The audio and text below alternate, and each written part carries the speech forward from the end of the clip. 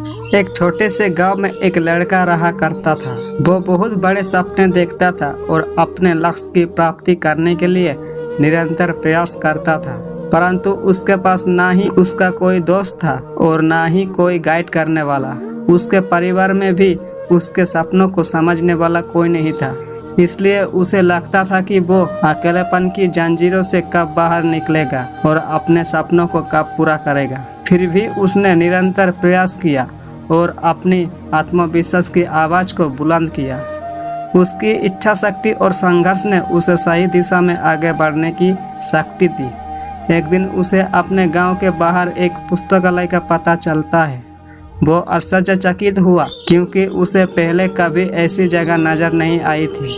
धीरे धीरे उसने उस पुस्तकालय के दरवाजे पर कदम रखा। वहां जाकर उसने देखा कि लोग पुस्तकों के बीच खोए हुए हैं और वहां की शांतिपूर्णता और ज्ञान के वातावरण ने उसे संतुष्ट कर दिया। अपनी उत्कृष्टता को पहचानते हुए उसने ये निर्णय लिया कि वो पुस्तकालय में समय बिताएगा।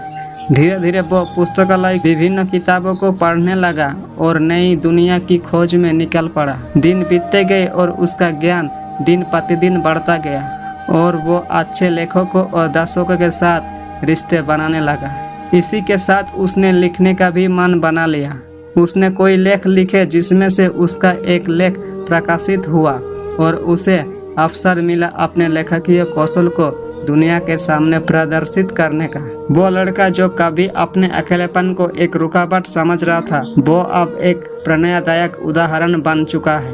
लोग उसे इज्जत देने लगे और वो लड़का अपने लक्ष्य की ओर अग्रसर होने में सफल हुआ। इस कहानी से हमें ये सीख मिलती है कि अकेलेपन को एक सुनहरा अवसर बनाने के लिए हमें संघर्ष करना पड़ता है।